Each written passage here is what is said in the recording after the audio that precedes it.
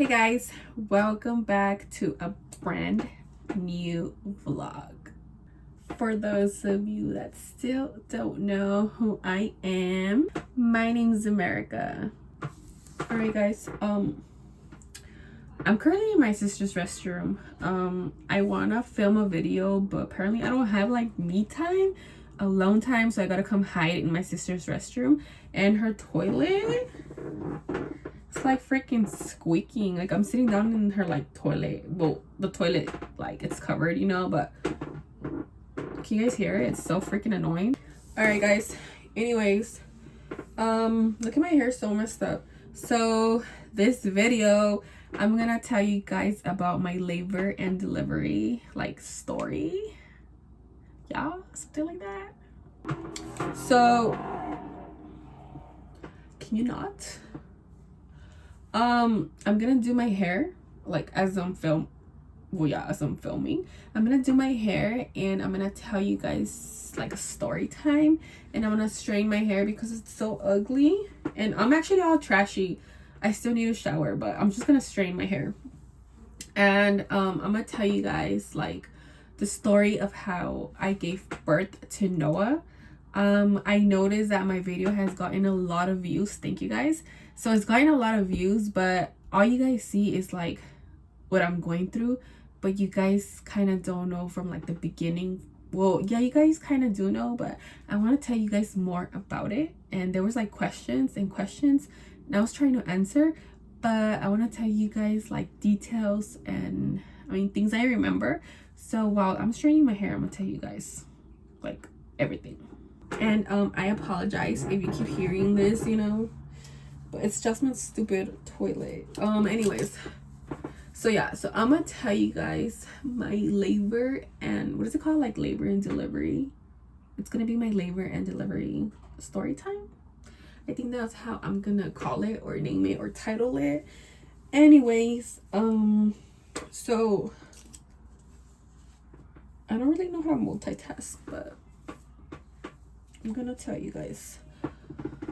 Okay, so basically Noah was supposed to be born, I'm not sure what day, but he was actually born like 4 days later or 5 days later, and he was actually born on my grandma's birthday, which was a very funny thing because I was like, there's no way that we're gonna make it to my grandma's birthday. And before he was born, she was like, oh my god, sorry, I'm still sick. She was like, oh my god, what if he's born on my birthday? And I was like, I really doubt that. I don't think he's gonna be born on your birthday. It's too far. It's like almost a whole week. Like, I don't think so. And he was. So it all started with like me having contractions at home. So I was having contractions at home. That's what I remember. And I was like, are they contractions or what? Or like, I don't want to go to the hospital and get sent back home, because that's what happened with me with my second like baby or child. I got sent home like 3 times, so I was like, I don't want to go and then get back like home and then go back and then come back. Like, I want to go when I know they're gonna keep me there. So I was having hella contractions, I remember. Where's my water? And I was like having so many contractions, and then like I would like literally like go on the floor and hold my stomach, and like this was like a different pain from like me having my girls, because this one was a boy, so it was like horrible. Like the pain was way different. Let me drink water because I'm like sick. And I remember like I was like, you know what, I think it's time. So then I started, as you guys, if you guys saw my video, I went to my kids' room and I was like packing clothes for like Miley and Riley to leave them close with my mom so I can go give birth, obviously. And I literally wanted to leave everything so perfect. Like I have OCD and I wanted to leave everything so perfect for them, and like for every day, see how many days I was gonna be gone or whatever. But yeah, so then I was having contractions, and then like I was timing them, and then I noticed that they were like very close apart. I think that's how you say it. So then I packed for them, and then oh my god, I had COVID on top of that. So I don't know how my husband got COVID and then passed it to me. And I remember like a couple weeks before or like a month before, I was like, I hope I don't have COVID like during like giving birth or at the last minute, because that's gonna suck. I don't know what's gonna happen. So I jinxed it and he got COVID, passed it on to me. So he got COVID, passed it on to me, and I wasn't sick anymore though, but I still had the, I guess it was still like in my body, in my system. But I was getting everything ready, and then when I got there to the hospital, I was wearing a mask and he was wearing a mask too. And I remember that I was so scared because I was like, oh my God, what if they don't let him come in? Like, because we both have COVID. And, you know, like COVID is like so contagious or whatever, you know? So I was like, what if like they don't let him come in and I'm going to have to give birth alone? And I was so freaking scared. So then I remember that I pulled up and I was like, they got me off in a wheelchair. And I was outside on the tents, and then like they told me why I was there. I was like, oh, because I'm like 9 months pregnant and I'm having contractions and I have COVID. Oh my God, right away when I said I had COVID, like they made it such a big deal. They did actually let him come in, and they took me in through like the back doors, and then I went to the second floor, and they put me in this like weird ass room that had like air conditioning or like special, what is it called, like humid, I don't know what's it called, like humid like humidifier, I don't know. It's like something that it's like throwing air in the room and makes it sanitizing the room. I don't know if you understand what I'm trying to say, but it was like so loud, like it wouldn't turn off. It's a special room for people that have COVID and are gonna deliver. So I was there and they put me in that room, and it was so retarded. Everybody was wearing like crazy ass outfits. They looked like astronauts, and everybody was wearing like hats and like big ass masks, like shields, and their clothes over clothes over clothes. Like, well, it was like their clothes over their like nurse clothes and over like some other clothes, and then like their shoes had like freaking bags, and then like their head had like bags. It was just dramatic. I had to keep my mask on. My husband had his mask on, and that stupid thing was like so annoying, so loud. Like the whole time I was there giving birth, I was like in there with that thing so loud. I told him I had COVID, and then I was like, I've had COVID already, but I think like my quarantine time has passed already. And then they were like, oh, we're just gonna COVID test you again to make sure like that you're not like contagious. So I was like, okay. So I was like, okay, sure, you know, why not? COVID test me. So they COVID tested me, and they had to send it. They're like, we're gonna send it to the lab, and then after that, we still have to send it somewhere else, like for like a higher specialist or whatever needs to check if you're not contagious no more. If you're not contagious, we're gonna move you up to another room in the same floor. But if you're contagious, you're gonna stay here until you deliver, and like we're all gonna be dressed like this. Other than that, if you're not contagious, we're gonna take off everything that we're wearing and you can move rooms or whatever. I was like, okay. So one of the nurses comes in like a few freaking maybe 30 minutes later. She puts it all the way up my nose. This was like the first COVID test invented. The one that they stick up in your nose all the way up here. Like it freaking hurt. And on top of that, I was having contractions. And then she COVID tested me or whatever, and they sent it out, and we had to wait for the results. During that time, I remember I was sitting down, and then I was still having contractions, and I remember I was like, I need to go pee. And then she was like, okay, can you walk? And I was like, yeah. So then I went to go pee. This was probably all within maybe like the 30 to 40 minutes that I got there.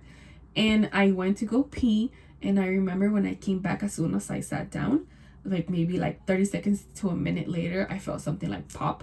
And I told the nurse, she was still like registering me or something. They were just more worried the fact that I had COVID and I was 9 months pregnant. And I was like, I just felt something like under there, like pop.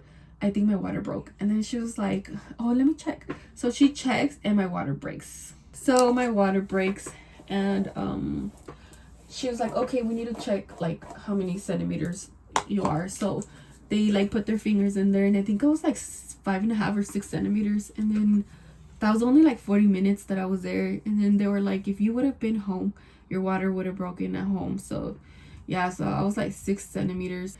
And then well, whatever, we were there, and then the test results came back, and they came back like I still had COVID, but I wasn't contagious anymore. So I remember like there was like probably, well, you guys could see there was probably like 6 nurses or 5 nurses around me helping me, and like 1 or 2 doctors. So I think for the majority, like all of them got undressed, and only like 1 or 2 still like kept protecting themselves because I had COVID, but I wasn't contagious anymore.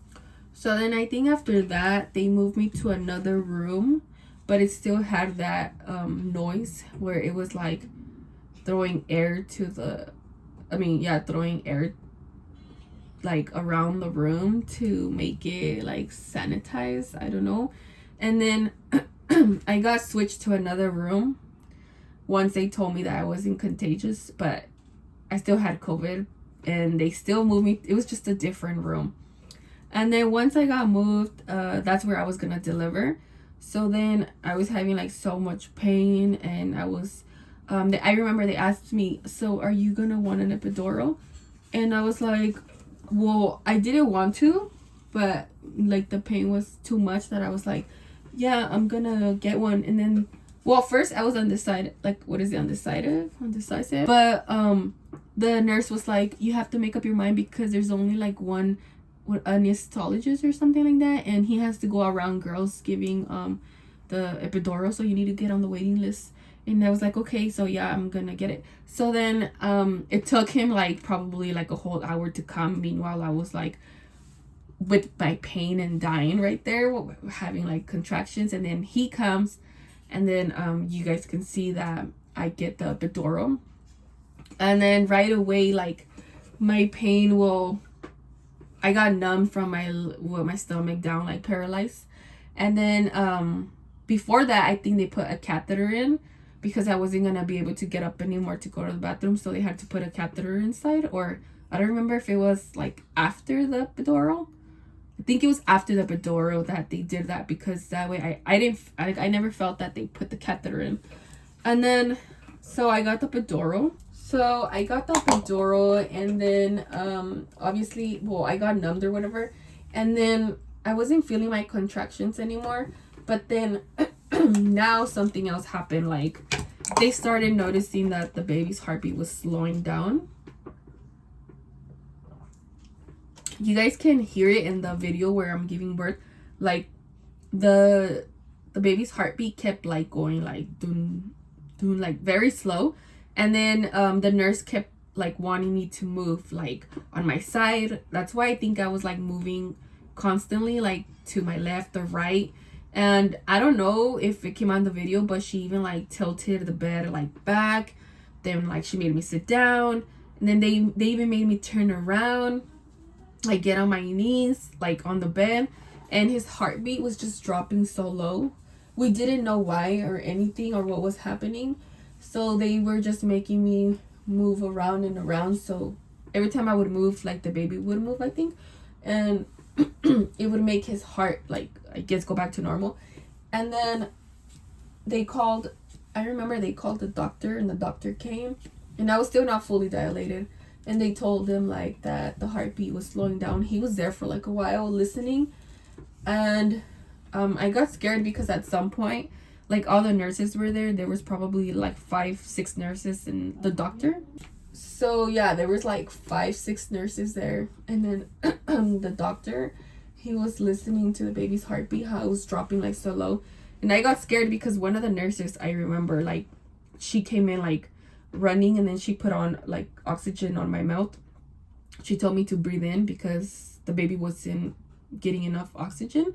His heartbeat kept dropping. So then I started breathing through the mask, and then his heart would still not go back to normal.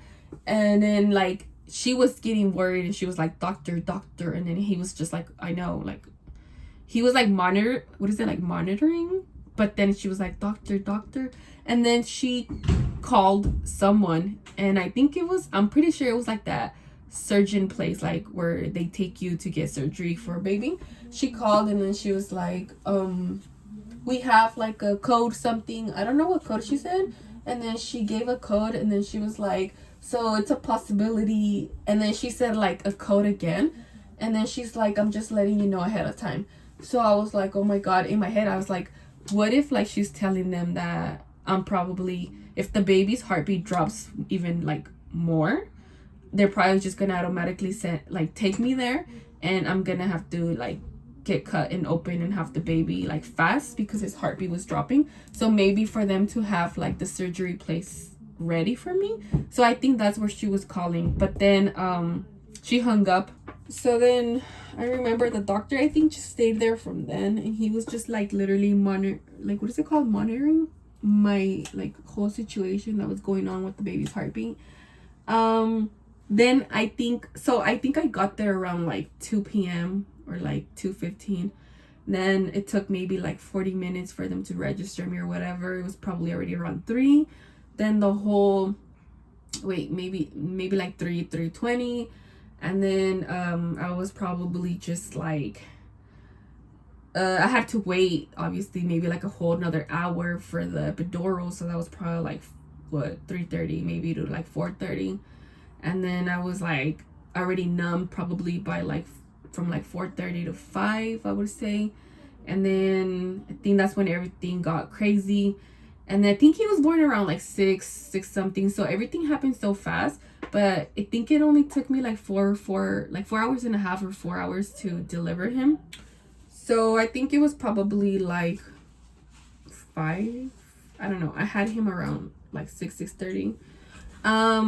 Yeah, so then the doctor was there, I think, till like I gave birth, because his heart was just not, it would go up for like 5 minutes and then it would drop for like another 10 minutes, and it just would not go up.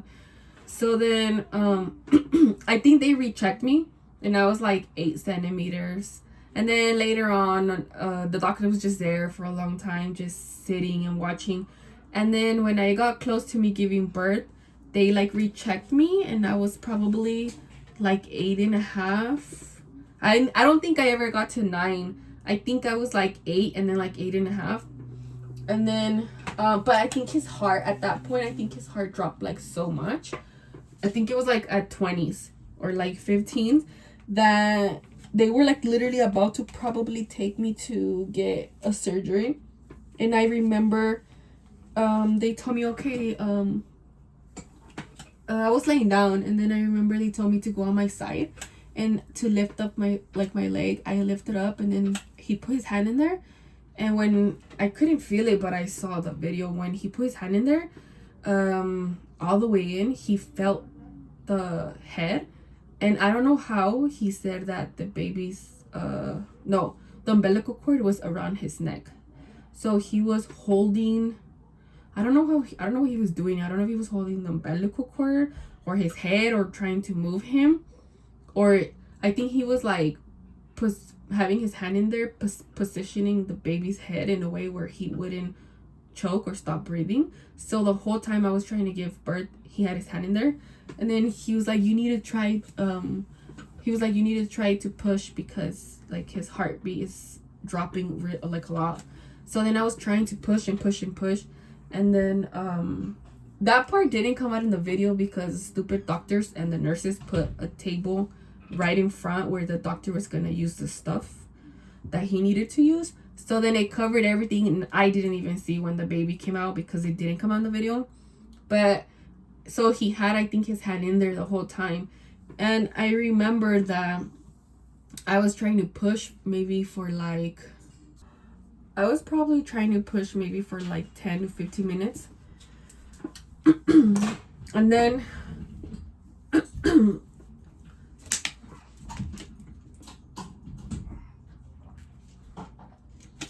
he had his hand in there. After that, I pushed, and then I just remember he hearing the baby like come out, or like, no, well, he came out and they were like, oh, it's a boy, like we already knew that, but he wasn't crying. And then they had to like move him, and then he started crying afterwards. But then I remember that when he came out, the doctor was like, oh, he had the umbilical cord around him. So when he came out, as soon as I was pushing, the doctor had the hand in there the whole time. He took him out. He helped me. When he took him out with the other hand, he grabbed the cord and like took it off because it was choking him. So when Noah was born, he wasn't crying. I think maybe because he was choking and he wasn't breathing right. So they were like moving him. You can see on the video when I gave birth, like he was on me, and then the nurse was just like shaking him so he can cry. And afterwards, she's like, he started crying. And then I remember that she kept telling me, try to keep moving him when you're holding him for now. That way he like knows like he's out and he breathes. And I remember I seen his hands and feet were purple because he wasn't getting enough like oxygen. His face wasn't purple yet, but his hands and his feet were purple. And then so that's like basically it. He was born like 4 days late or 5 days late, and it was like very fast, like 4 hours and a half. But it was a struggle because, well, like I said, when I got there it was already like 6 centimeters, and then it took me maybe to get to like, it took me from like maybe like 6 centimeters to like 8.5, like 4 hours. And I never got to 9. I had to just push right away because of the baby's heart. Well, yeah, the heartbeat was like dropping. So that was pretty much it. Afterwards, like after a few hours, or maybe probably even till the next day, like his hands and his feet went back to normal, like the color. But for like a whole day, probably his hands and feet were purple, like really purple, because he's super white. So you can see like his hands and feet were just like purple. And if we would have waited probably longer, maybe his face would have gotten purple too, but it didn't. Also, like before, well, once he came out, you can see like on the video where the doctor told Alfonso, he was like, so are you gonna wanna cut the umbilical cord or something like that, or are you gonna cut it or here? And then he just hands him the scissors and then he cuts it. And I think that was pretty much it. After that, you guys seen the rest. Like I was there for that night. It was already like late when he was born, like evening, so it was probably like 6:30. We slept there, and then the next day woke up. I think I came back home the next day because I think he only had to be in there for like 24 hours. So I think I went in like at 2. I had him like at 6:30, and then we slept there 24 hours because I have like the video too, I remember. Then like the next day, I remember that I think we came home already, like bien noche, like already like almost like 7, I would say, or 8, because I think it's on the video too where we're driving and it's dark. But yeah, that was my story, guys. And it was so like hard. It's very hard to have kids. So I've gone through it 3 times. Each time has been different, and even the pain is different, and my story time is different on each birth has its own story. But so far I've only done this, like I've only vlogged like my pregnancy, the 3rd one, and when I gave birth. And like I'm telling you guys now my story time, because you guys can see like the video, but you guys don't really know what's going on behind it. Like you guys, I don't think you guys knew I had a COVID, but I had a COVID. And then like how the umbilical cord, a lot of people were asking like, why does a doctor have his hand like in there while you're giving birth, or why is it in there for so long? Well, it was because he was trying to help out the baby, because the baby had the umbilical cord like around his like neck, so the baby was not breathing right. So he was just trying to help out. I'm still straightening my hair. I'm trying to like multitask, but I'm not really good at multitasking. Multitasking. But I'm almost done. So oh my god, yeah, I'm trying to multitask. I still need a shower. Like, well, I'm not gonna shower my hair, I'm just gonna shower my body because I'm straining my hair and I don't want to strain it for nothing. And I normally don't wash my hair like every day. I take like 5 days without washing it and I don't care. I know it's kind of gross, but it's making it very long, like super long, because I don't wash it every day. And that's not the point of my story. Just letting you guys know I don't wash it every day. I'm just gonna go take a body shower, and I just wanted to do a story time of how I gave birth and like my labor and delivery story time, because it's crazy. Like, I still remember, and it's almost been a whole year. Like, in less than 30 days my baby is 1 year old, and we're gonna throw a party for him, and I'm gonna vlog it and you guys are gonna see it, and it's just gonna be magical. So I think I pretty much covered everything from like the time to where I was home having contractions. I packed everything. I'm just trying to make sure. I went to the hospital. I told them I had COVID. They put me in a room. I went to pee. I came back. My water broke.